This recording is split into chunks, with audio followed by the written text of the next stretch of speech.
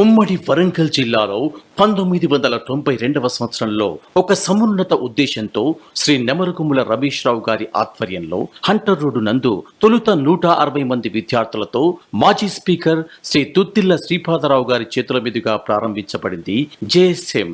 అంచెలంచెలుగా ఎదుగుతూ 2006వ సంవత్సరంలో ఉరుసుగుట్టనందు సువిశాలమైన ప్రాంగణంలో మరొక శాఖను విస్తరించుకుని అనతి కాలంలోనే దాదాపు 2000 మంది విద్యార్థులకు విద్యాబోధన అందిస్తూ నగరవాసులందరి ఆదరాభిమానాన్ని చూరగొన్న విద్యా సంస్థ జేఎస్ఎం.